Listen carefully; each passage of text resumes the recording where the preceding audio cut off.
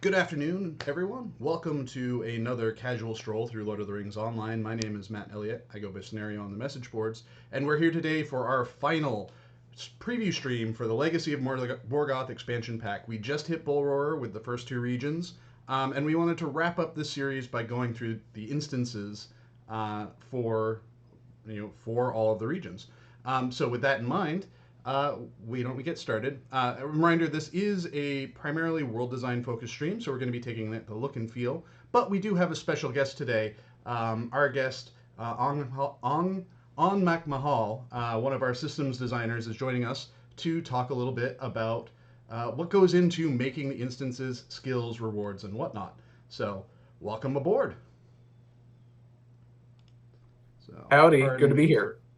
for any quick overlaps. All right. So we are ready to get going. So we've got this kind of nice view starting out here.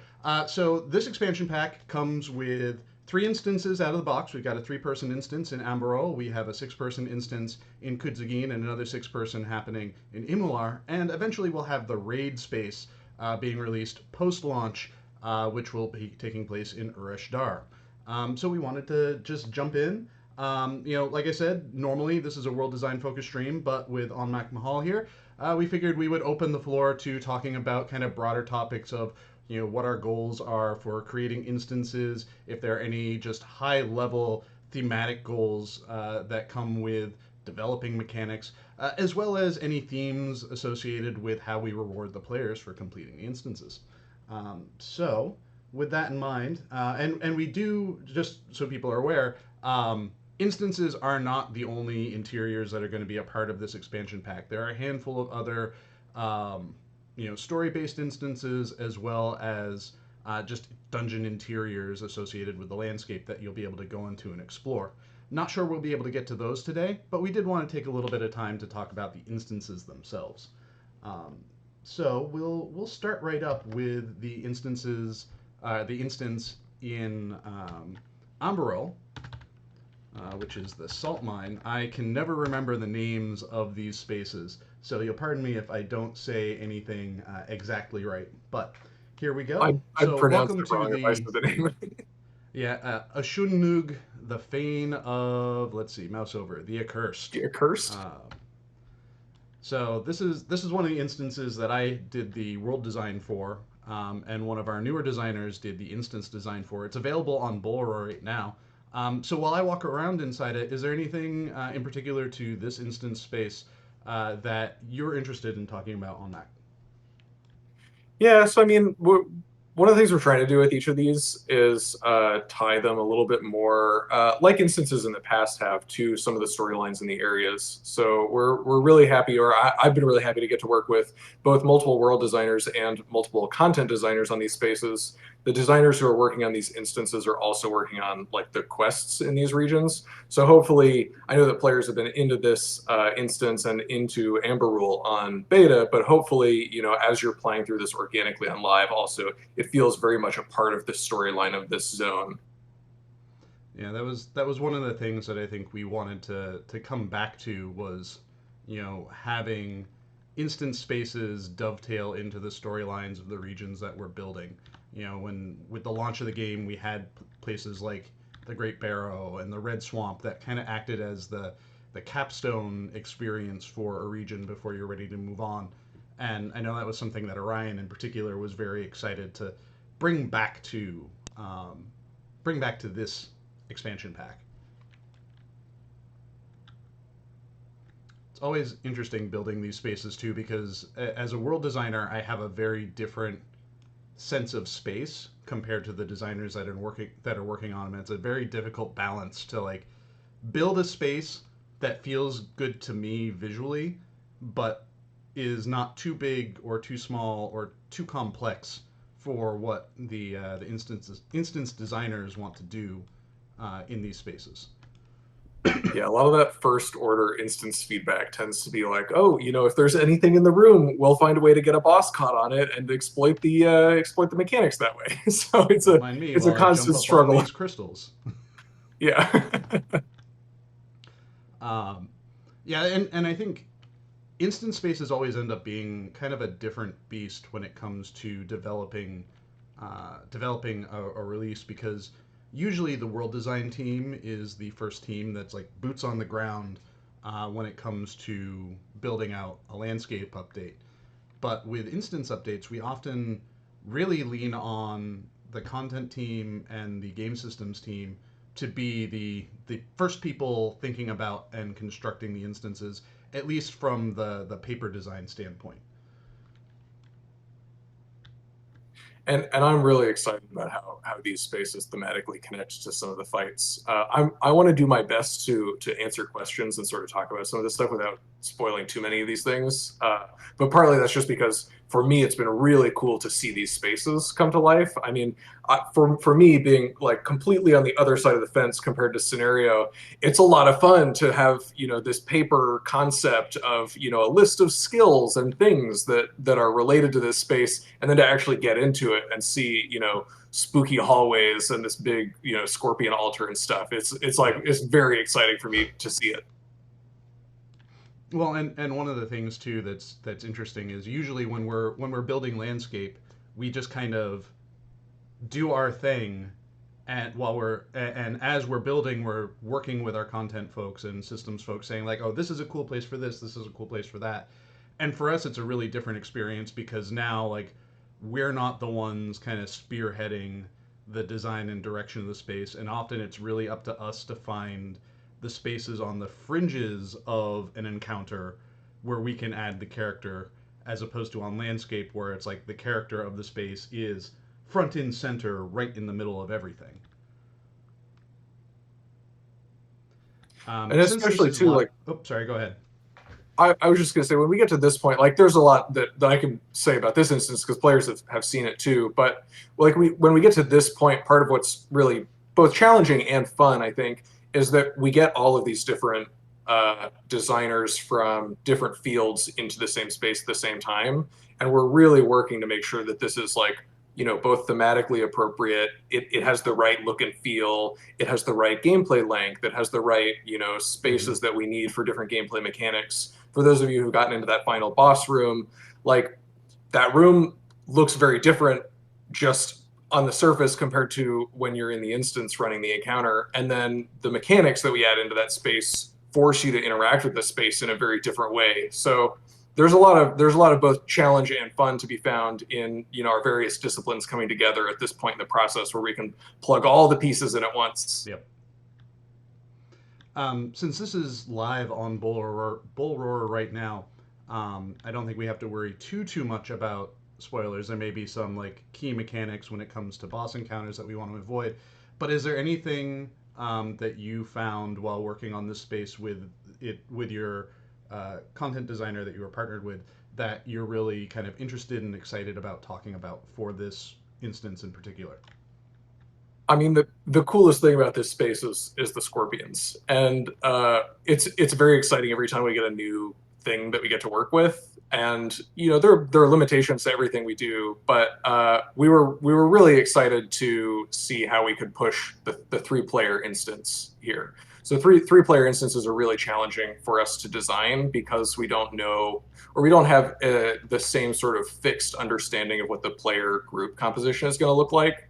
So we get to this point where we have a strong sense of the theme of the space. I mean, Scenario's done an excellent job with this space. The scorpions all around, the mood lighting, the twisting, winding tunnels, and then we get to a point where we want to make sure that the encounters reflect some of that. So the feedback has been really good so far. I appreciate the feedback that we've gotten up to this point, but it's really exciting when we get to the point where we can sort of plug in, like we know that there's a cult here, we know that there are scorpions here. How are the cult members interacting with the scorpions? How are players interacting with both of those? How are you forced to backpedal when Mm-hmm. you see an unexpected mechanic for the first time? When you get into this darkest part and you maybe start taking damage because the shadows are so deep down here.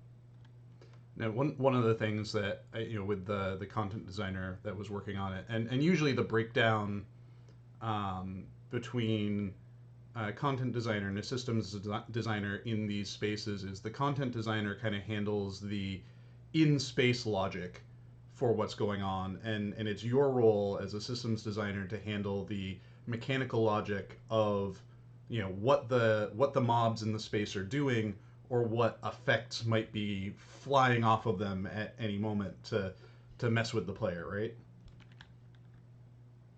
Precisely, yeah.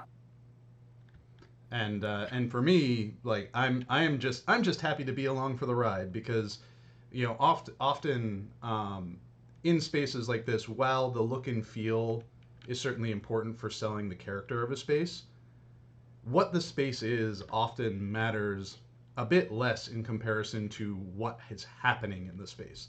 So we try, like I said, we try to add in that theming on the sides. This instance space, for example, was an opportunity for me to play around with structures that we haven't really used much before when it comes to building a dungeon space, and trying to make a space that meets the goals of our content designer, meets the goal of Ongmak when it comes to the actual space. So I'm coming up into the second boss encounter room, for example, and the space as I originally built it was going off of a map that the designers had passed on to me, and these rooms were much bigger than was originally expected, just because the way we as world designers perceive space is a little bit different than how other designers might see a space. So like we kind of took the map very literally and made these boss rooms match what we assumed to be the scale, and then that came back as a round of feedback. We're like, well, this is too big. We need to like shrink it down a little bit. Where are spots where we can shrink it down? And working with the content designer who was building the encounters, basically saying like, okay, you put down these like crate walls, for example, to kind of close off the areas that you want to close off, and then I'll come back in later, and if we need to spruce things up a little bit, we can do that. Um, It's always a challenge in a boss room to make it feel like a real sort of lived-in space at the same time that it's like an appropriate yeah, mechanical space for a boss encounter. I'm sure many people in the chat right now know, you've played a game here or there where you get to a big boss arena and it's nothing.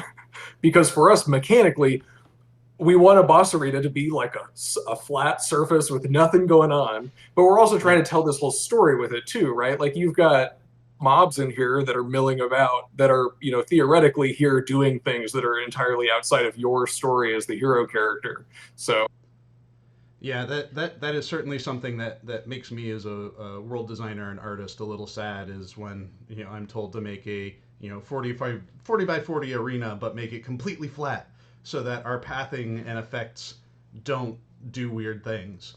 So that leads us to doing things like I've done here, where we have like these planks and whatnot embedded in the floor, and these debris piles. Other areas that we'll look at later, you leverage particle effects pretty heavily to just add visual noise to a space to make it look and feel cozier, more lived in, more busy than it physically actually is, in order to support the gameplay. Um, so I think we've taken a look at the salt mine pretty well. Before we bop off to the next one, I do want to take a look and see if there are any questions that we can answer here in chat. Um, so we'll see. So Old Benny asks, any theme with these instances similar to what Orion was saying that we all wanted to do, to feel like we were fighting other players, like within the depths of Magda Cordo? I don't think that was the intention, particularly with this space. We didn't. I don't think any of the encounters were really meant to feel like you were fighting, another burglar or another guardian or anything like that. But it did seem like an interesting approach and kind of a switch up from what players are used to. yeah, we definitely weren't trying to do like another sort of mirrored fight, but we are making an effort also to make these fights feel both related to one another and different from one another. Like you want to feel a sense of continuity as you move through the space. When you're fighting cultists at the beginning, you start getting introduced to mechanics that you see that the boss cultists have, but you also Mm-hmm. start to see the scorpions that you see more and more as you go deeper into the space. So it's a challenge to make it. You don't want to feel like as a player that you're doing one boss fight and then that boss fight version 2 and then that boss fight version 3 as you move through. Like you want to feel like they're different, but also we're in this one continuous story. Yep. So I just bopped over to the Tombs of Nirgambar, and we'll run through that again. We'll run through that shortly. I just want to go through a couple more questions. Softsnake GR says his all-time question: uh, You make so much landscape in the world, and only for level 150. Why don't you make landscapes that have some live events or world bosses like warbands or roving threat-like bosses? I think we've kind of, and if aspects of the Veil of the Nine event and prior world landscape bosses have shown us is that doing big bold encounters like that on public landscape can be challenging both from a balance perspective because you have no control over how many people are going to show up to that fight. Like you could have a roving threat on landscape and it's just you and a buddy and you have no way of being able to beat it, or you have something like a ring wraith show up and you have the entire server descend on it, and that makes balancing those encounters really really hard, and why we tend to lean more towards instancing and more towards things like missions and skirmishes and whatnot to have those kind of signature experiences. Not to say that we won't do those things in the future, but it does present a design and balance challenge when those things are put on public landscape.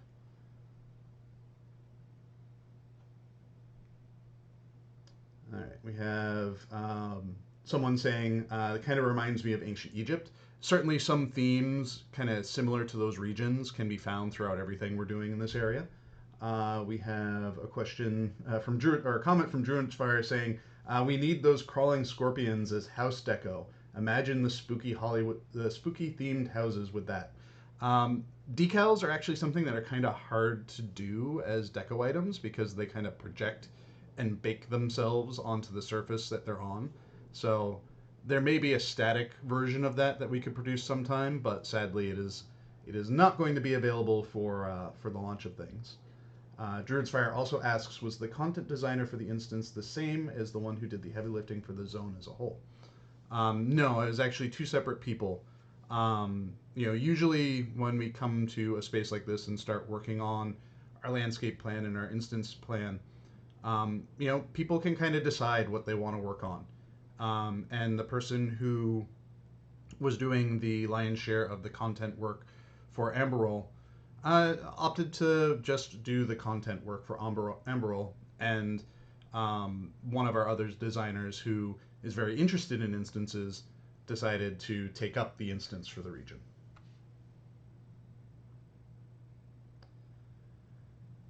Let's see, go through. Last one's for you, Scenery. Any housing items coming from these instances? Any housing items coming from these from Old Benny? What I guess I just heard torches. Yeah, there are a few. There are certainly a ton of housing items coming with this update. I think I've produced about 200 of them based off of all the deco items and objects that we had created, that the art team created for us for this update. And we had a meeting, what was it, last week before, where we kind of like looked through all of it and earmarked what reward vectors all of those would have. So there are definitely a lot of heavy themes from this region in the housing rewards. The big torches, not so much, but a lot of structural stuff, a lot of flora. So there's a lot. It's all on Bull Roar right now. You can find, if you go to Trotter in the Isengard Tavern, you can start taking a look at the housing stuff.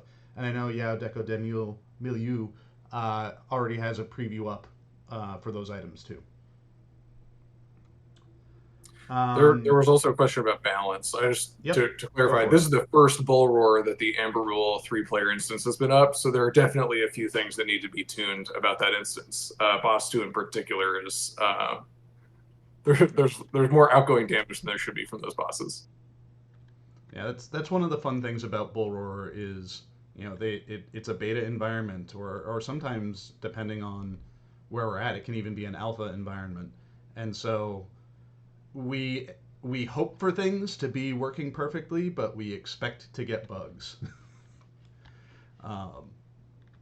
So for those of you that are wondering too, as I'm walking around these spaces, you're noticing there's no monsters, there's no fighting going on. I'm in the instance 0 version of these. This is the empty version, just so that we can walk around and take a look at the space unimpeded. We're in the Tombs of Nirgumbar right now. I think this is the next instance that we are planning to have available on Bullroar, but I'm not exactly certain of that. I'm not sure what our schedule and timing is for all of these. But this is our Kudzagin instance. Um, Again, it's showcasing um, a lot of the new structures that we have from the Shigana asset set. These kind of big, imposing colonnades and whatnot. And I am super thrilled with these assets and to be working with them. And they make nice It's square, really flat excellent. instance spaces for you. One of the things that's been really cool to see with the world team put together for these spaces and the artists who are making these assets is, this is called the Legacy of Morgoth, the expansion. And so a lot of these spaces are, to the point of the person who mentioned that it feels sort of Egyptian, like a lot of these are meant to feel very old, very, very old. And I know that that can feel kind of like a lot of other things in a lot of games try to do, this is old, but, conveying a sense of age and imperiality about these spaces can be hard. And I think what the team has done with these is really, really magnificent. Don't mind me as I admin hack my way through a door. I was watching a streamer yesterday, and he was really, really wanting to have, run around in Kudzagin in stormy weather. And he's like, "Hey, if Dev's watching this, can you log into Boror and make it stormy for me?" Um, I don't think we have those kinds of effects going on in the dungeons, but who knows? The artists always surprise us with fun things when it comes to the boss effects. Yeah, there are definitely some fun surprises that have been built into this space. So this is a space I didn't build. One of our other world designers built it. So I'm just, excuse me, just kind of wandering around in here. We're taking a look at things. You can actually see up here there is a little piece of logic that hasn't been layered off. Remote detector. That's our way for us to let monsters know when you're in an area. And ignore the Z fighting. Minor bugs. Yeah, well, depends on the audience. I know there are. I think there was a time where on the old forums we had one person who was very diligently finding every single intersecting object, Z fighting thing, and reporting it in a thread. And I think we still have, bugs in our world queue that we haven't gotten to yet, just because of how thorough that player was going through everything. Z Fighting 2 is one of those like bizarre, technologically only it can only exist in virtual space because you can only Yeah. have Z Fighting if it's mathematically identical in position. In the real world, you might be one atom off from the other. You wouldn't have Z Fighting, but Yeah. Well, and it all comes down to just the engine just fighting over, or the objects rather, not even necessarily the engine, but the objects fighting over basically who gets to be seen first. yeah. I feel like it's both of them going Marsha, Marsha, Marsha, and neither of them winning that argument. I love these tunnels though. I am personally a fan of the deep dark spaces in Lotro. And one of my favorite things about seeing these instant spaces for the first time is just how much spookier they get as you descend. Mm-hmm. Here, well, let's. There we go. So you can no longer see our death pancake. That way leads to death. And I don't think I went through all of the instance. I think this is just one like kind of wing of it, from my understanding. But it's Yeah, I'm not certainly certain. an I saw a imposing room to question. walk into.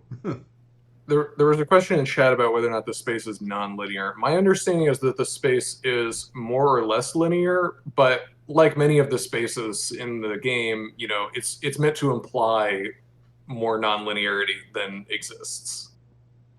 I think that's one of the great tricks that a level designer always keeps in their pocket when they're building a space like this is, you get kind of your map from your design partners, and you kind of look at it and you're like a little sad because you're like, oh well, I had all of these other great ideas for this space, but none of them really fit within the linear path that the designer might want for the space. So then it's up to us to like put little pockets in places here and there that aren't accessible.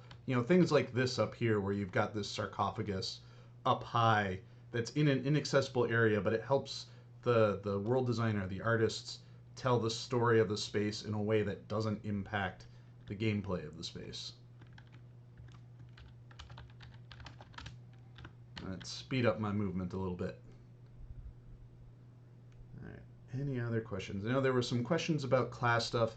We're not really going to be focusing on that in this stream. However, Orion is subbing in for Cordovan for next week's Court of the Ring.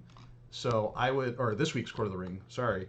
So I would highly recommend that if you have questions for things that we're not covering in this stream, that you jump into that stream Friday at noon Eastern Time, so that you can ask those questions there. And you So can yeah, pepper so me for with all the example, class this room. costs. Sorry, what? I was just gonna say I'm not gonna answer those questions. You can ask them right now. I'm just not gonna answer them right now. Yeah. So as I was saying about like little side rooms and whatnot, and the door that I just deleted, my assumption would be that this door will open up as part of gameplay, but often we'll have little side hallways like this that are just closed off that you can see beyond into without getting access to. And sometimes that does inspire the designers who are working in the space to do something with them. They'll swap out the static door that we put in with something that is openable and can be used for gameplay purposes. So I don't think there's anything down there. One of the things I love about this space too is just like how high up the ceilings go and how it kind of makes you feel tiny inside of it. What was Morgoth getting up to with all of these grand temples and tombs? Certainly no good to be found with the dead here. All right. Well, I think we've gotten a good sense of the look and feel of this space. How about we bop on over to the next one? Next one is the Wells of Forgetting, and I'm not sure the actual development name or the actual final name for that, but it will tell us when we go into it. You see the loading screen here, and Breland Unexplored. This is part of our like development process. All land blocks, all locations in the game start out as an unexplored territory, and then over time, as we work in them, we assign appropriate information to them. So right now, this is unexplored territory, but will eventually be assigned the proper area designations so that you're in those locations. The designer for this space really wanted at least portions of it to feel like you were wandering around within an ancient Shigani city. And I think the world designer that built that really pulled this off pretty well. I know originally the world designer that made this was really hoping to build it on landscape just because it would make some aspects of the work being done here much simpler. Like, things like the ground texture here would allow us, if we were on landscape, to paint it however we need to paint it in order to make it, look good. But there's certainly benefits to building in a dungeon interior like this, particularly when it comes to just keeping a space simple.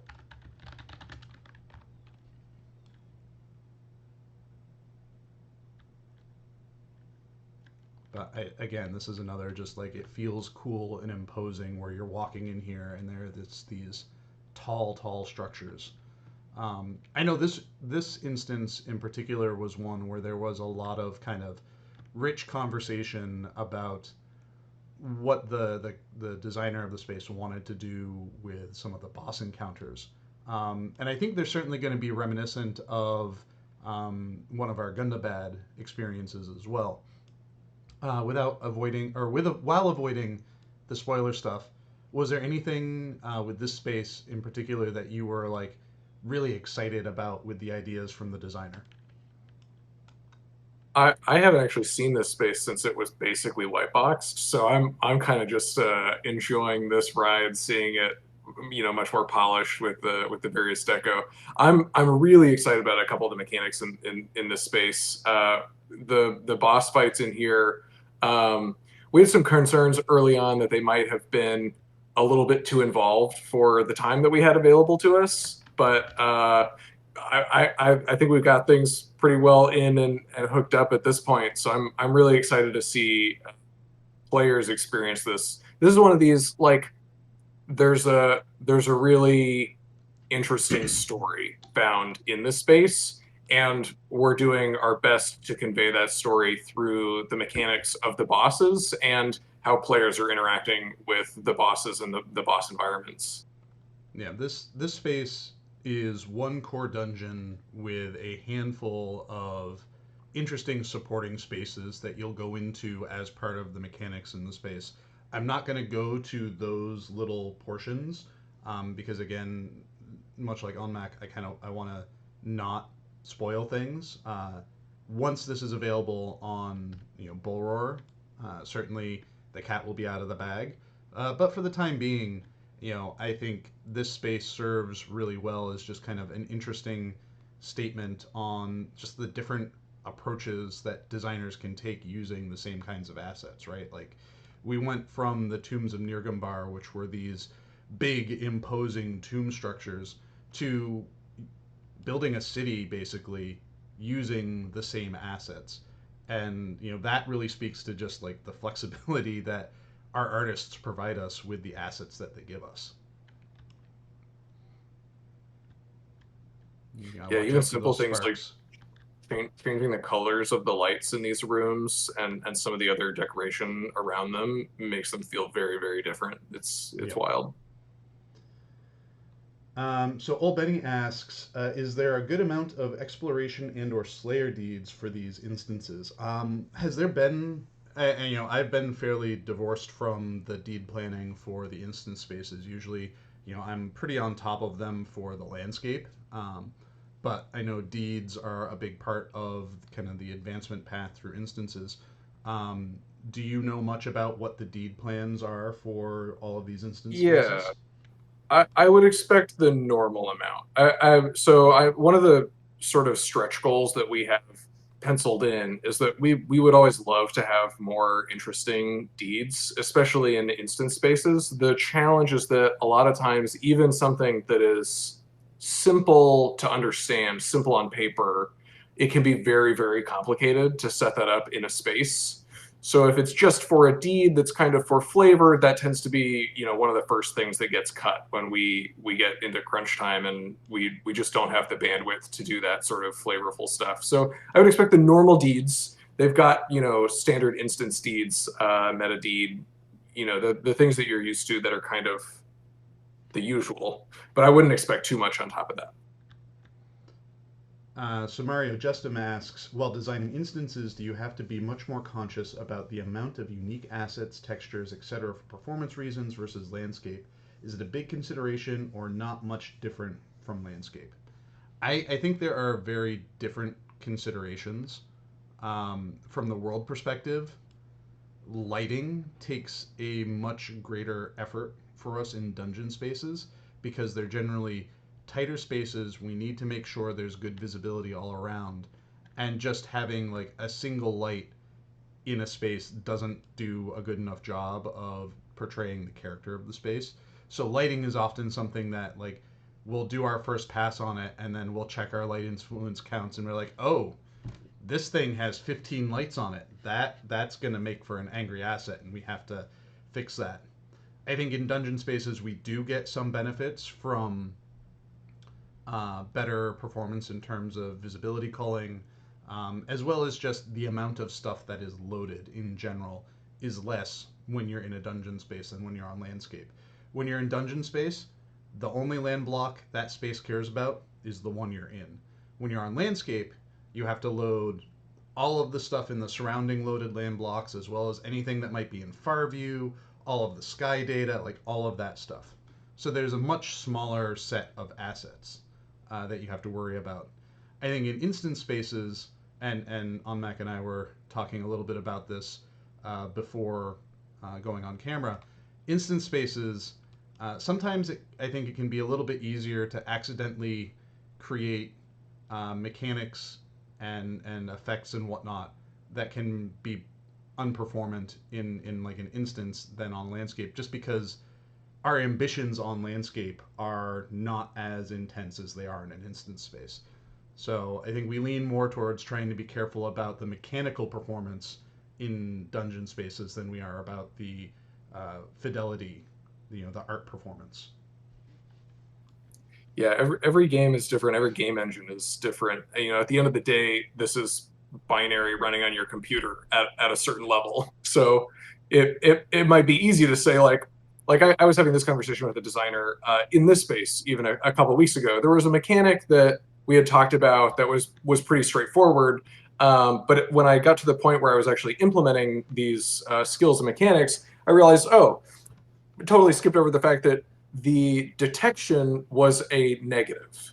And like detecting a absence of something is one of those things that for us as humans is conceptually very simple, but for a program can often be extremely complicated because the computer just doesn't have, whatever your code that you're running is just doesn't necessarily know the way that your brain does if something is not there. Detecting the absence of something is just one of those weird things that, like, if you're not careful, it can be extremely non-performant. So, in this circumstance, in that instance, we just work around it and we kind of don't detect a negative. But that's the kind of thing that, like, man, it can rise up out of nowhere. How often are you trying to find something that isn't there? All the time? Oh, yeah, maybe not that. Yeah. Yeah, like, oh, like maybe every frame two monsters need to always know if there's nothing within 40 meters of them. That's actually extremely bad. We should not do that. Mhm. Liquor Rock says, "This looks awesome. Will this instance have some vendors like in the Isle of Storms?" So I think for context for people that are unfamiliar, there is a kind of small section at the very beginning of the Isle of Storms where you can find standard vendors, supplier, provisioner, healer, I believe, are there. And that was kind of added in as sort of a convenience feature, just in case like you were having a hard time with the challenge modes and you just kept wiping and wiping and wiping, and it would allow you to do the repairs that you need to do to your gear, purchase if there were potions pots that you needed to like dispel effects and whatnot. Those were there to kind of help support that. I'm not sure if we have plans for those for any of these spaces, or even if those things kind of fit thematically in some of these spaces. I think with the Isle of Storms, it kind of fit thematically. It's like, oh, well, you're not the only shipwrecked mariners that came across this island and are trapped in an adventure. Whereas something like the Tombs of Nirgambar, um, or the Wells of Forgetting, like those might not thematically make sense to go there. Not saying they won't go in there, or not saying there's not going to be an enemy with a profession title that is healer that's just going to run up and punch you in the face. Um, but yeah, I'm not certain if something like that is appropriate for any of these spaces. However, the space that I just dropped into probably makes sense for something like that. So we're in the entryway into the raid space, Utug Bur. This space is not becoming available as part of the expansion pack. Um, and this space kind of represents all of our instance designers and systems designers working on instances kind of coming together to all work together on the raid encounter. So it's split up over three different distinct experiences with each person, each designer taking one of them, and then on Mac getting to support all of them as well. Um, and this is kind of representing the culmination of um, the instance arcs basically for the expansion pack, and fits in after the main story of the expansion pack has been told. That's always a tricky thing for us to do because, like, we have Maid of Lions, who is, really wanting to tell an awesome story, but also wanting to use the same spaces that we want to have awesome instances in. And so it's always kind of tricky to negotiate who gets to work what and where and what state things are going to be in when we get into them. Um, and so not only will you kind of be in some of these spaces as part of the raid, but you'll be in some parts of them as part of the Song of Waves of Wind storyline as well. And I think that's one of the things that I found really compelling about the idea is allowing players to kind of see places that they've gone in multiple states, throughout the game or throughout their gameplay. I do this in the Citadel of Winds as well. There's a couple of story instances that take place in the Citadel of Winds, and for me, it was really important to set them in different parts of the Citadel, but in a way that felt familiar. Like, oh, I can look over this balcony and I can see where prior instances that I've done in this space have taken place. So I'm hoping to try to achieve some of that here in Utugbur. We are not going through the main entrance into Utugbur right now. This is a little side entrance to get us in there. One of the things I really enjoy about the new rock assets that we've gotten over the years is it really helps us build these more organic looking cave spaces than I think we've been able to build before in the past. And it's really nice to just be able to build those kind of just natural feeling cavey spaces without just having to rely on the raw cell meshes for things, which show their age nowadays. So we are here. This is I0 version. This is where we call this the raid lobby, basically. You'll be able to get entrance to all of the different wings of the raid here. And this is generally just a decent gathering place for people that are getting ready to go into the raids. There are going to be 3 entrances here. Those that use so if you want to participate in gathering groups here, you can. All of our instances will also be available through the instance finder. Excuse me. So you don't need to worry about actually being in the physical space. I'm not sure if we are planning for any sort of discovery unlocks. Do you know if that's I something think that we was do. I planned? think we are. So you have to I'm come here at least relatively once. because that was part of when we talked about these tying into these other storylines. Like we do want players to understand that these are these are spaces in these regions that are related to some of the other things going on. Let's see. So Fervagor has a question. Are there any plans you can share about the loot that will drop in these instances? There will be loot. It will be dropping from the instances.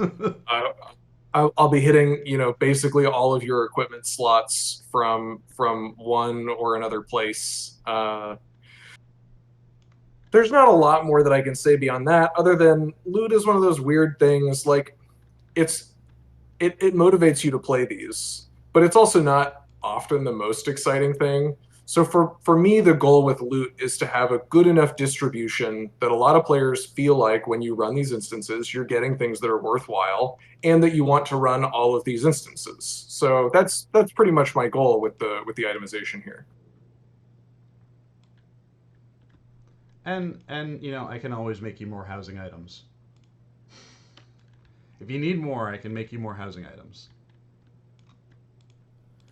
There Let's was a see. question just now about the raid being organized. So this is split up into wings, and partly that's I mean it's for a couple of reasons. One is for us, and one is for you. So having locks that let you skip bosses to get to a later boss in a raid, those are one of those things that are conceptually very simple to understand, but technically extremely complicated to set up in the space itself. logically.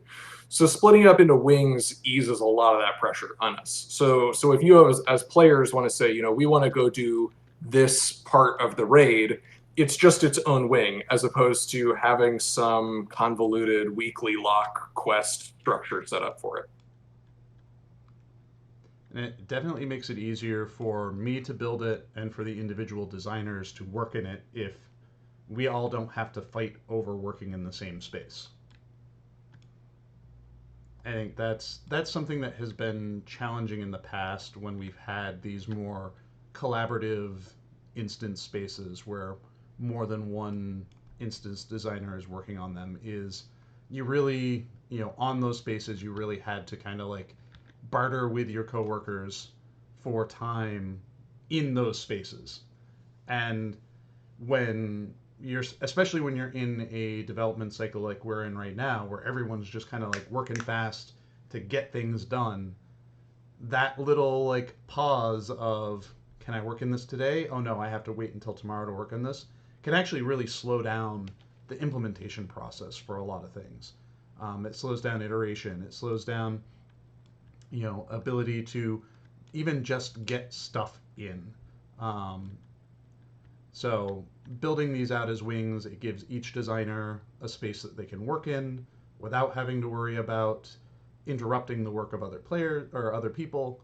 And honestly, it gives the players a little bit of like breathing room too, so they don't feel like they have to just like keep going and keep going and keep going. I think with the a lot of players and developers too have fond memories of places like Carndoom and Uragarth, the Red Swamp. But the way those were originally set up, like those could easily be 4 to 6 hour sessions because you had to just keep going. And I don't think that's really that kind of mentality isn't really respectful of players nowadays. Yeah, the expectation is not that everyone entering here will be doing a 8 to 10 hour dedicated raid night, because we mostly just can't. I love this hallway. This feels so good to me. But yeah, I think like you know we as designers have matured over the years, and when MMOs were kind of more of a fledgling experience, the idea of dedicating that much time to a single space in a playthrough was kind of like new and exciting and kind of appealing. But now we're all adults, or at least called adults, and we don't have that time. We as players ourselves just don't have that time because life. So having something set up in this way is just makes it more convenient for everyone to have life in addition to having game.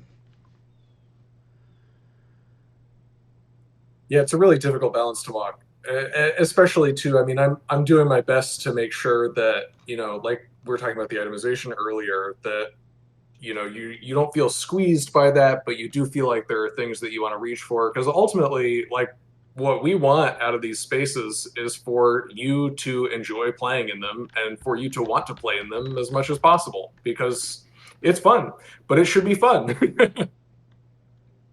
There was also a question about the raid wings and how they connect to one another. There will be sort of a sense of continuity through the wings. Like, internally we call them 1, 2, 3. Right. So we're trying to maintain that sort of story moving into these spaces too. And this will connect to the songs of Wave and Wind. And there are a lot of things that we can't talk about right now because it's it's just strictly connected to those narratives and some of those characters. But it's really exciting the way that this is shaping up. Let's see. So Renee Killer asks, how many bosses will the raid have? I think it's safe to say 6. It's, obviously, the raid is not finished right now. The raid is not on Bullroar, not imminently releasing. So I mean, I my say part of that, it's done. I'm all with done. an Sure, it looks great. I mean, we're seeing it right now. I just want to, I'll put an asterisk there, but six is the target. So we're looking at three wings that are each two boss.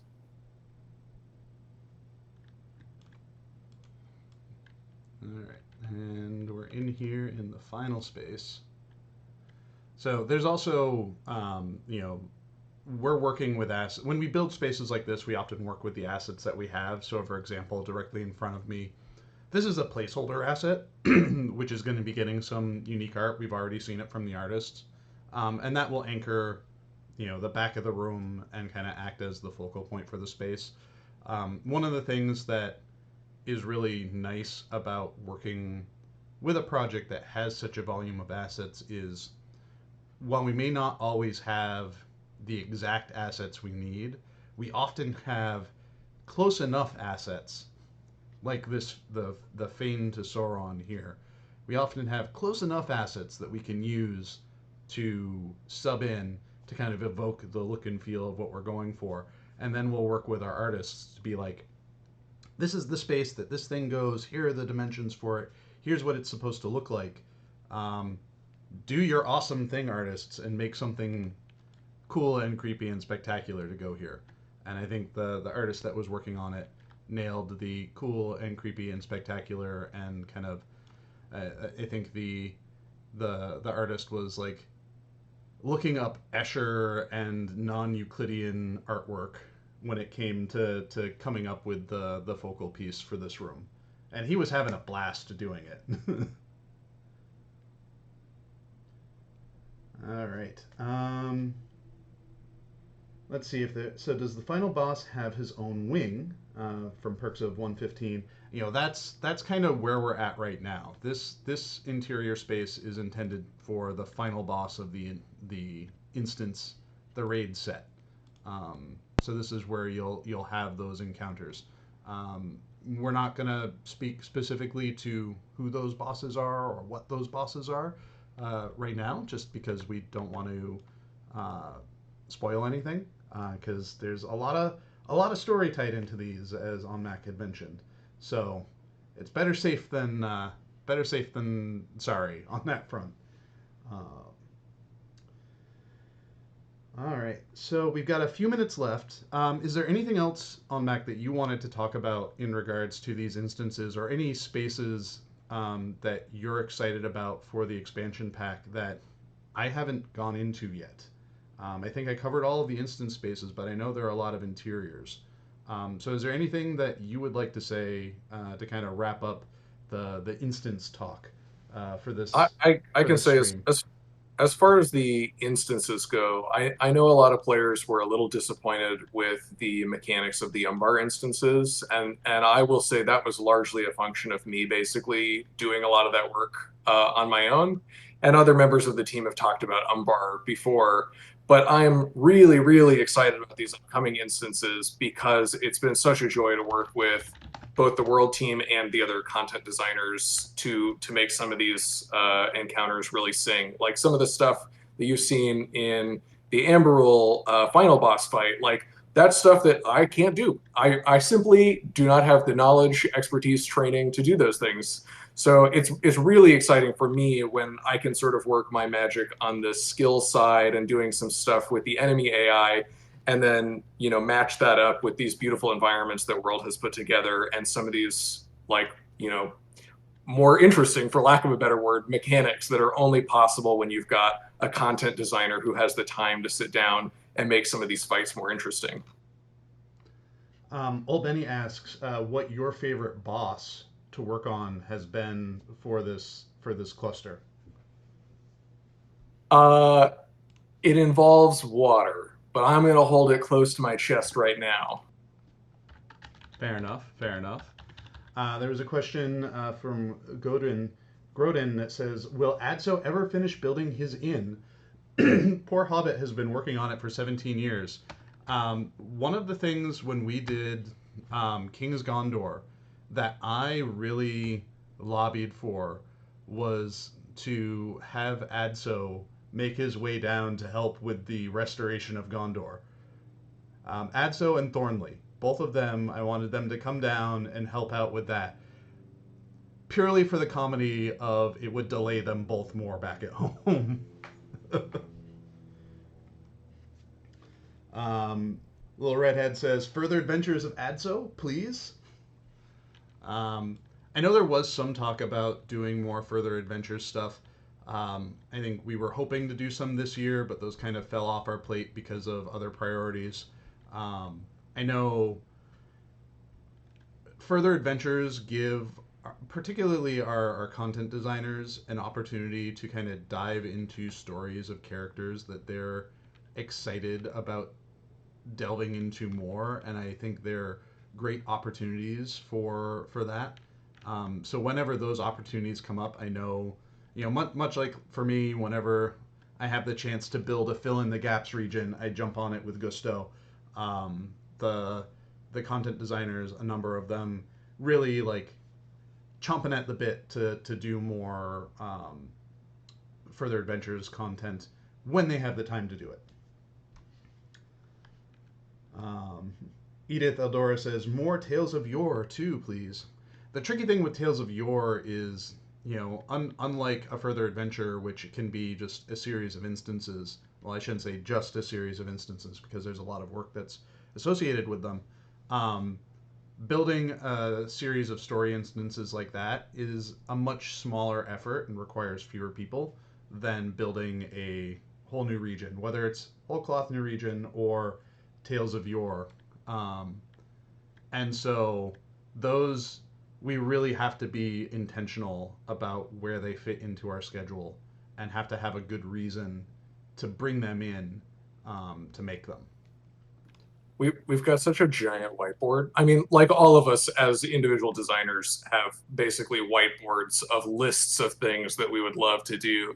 All of us feel squeezed by time, in part just because we like working in this world. And if we had limitless time, there are so many things that we would love to do. Definitely. I've got my punch list that I'm slowly working through. But things like, the necessary evils of like revamping Moria stable routes, for example.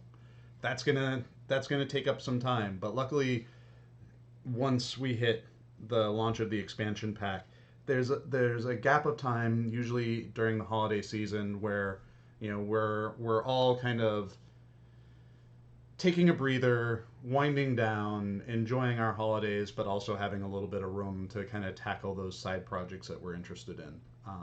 So who knows what surprises next year will bring because of that. But It's dangerous. You find yourself relaxing, and then suddenly you're just having ideas, and you know that it's yep, bad to have those ideas because you don't have the time for them. But I've been playing on Angmar, and it's always hard to play the game because I keep seeing bugs. I'm working on wrapping up Even Dim right now, and I'm like, that's a bug, and that's a bug, and that's a bug, and that's a bug, and so we're never wanting for things to do. But anyways, we have hit 3 o'clock, so I think it's time for us to wrap up. Thank you, Ongmak, for joining us and for talking about instances, and thank you all for dropping in and asking questions about the instances. We're really excited about the expansion pack coming up. Should be hitting Bull Roar 2 hopefully next week. And we'll just probably keep on bull roaring until we get close enough to launch day to not really need it anymore. Um, but yeah, if you're interested at all in getting a preview for what's going on with the Legacy of Morgoth expansion pack, feel free to update the Bull Roar client and jump on in. You can create a new character there, or you can transfer over one of your live characters onto it. And pay attention to the message boards and social media to find out what's coming up. Like I said, on Friday, Orion is going to be subbing in for Cordovan on Court of the Rings. Well, I think it's now going to be his show, Orion's show for the day. So if you have questions for Orion, questions that we weren't able to answer today, feel free to stop in there and ask them there. So, any parting words you'd like to have on Mac? no, I mean, thank you so much for having me. I'm really excited about this upcoming expansion. Yeah, I am too. So, thank you everyone, and I hope you all have a great afternoon, and we'll see you in Middle Earth.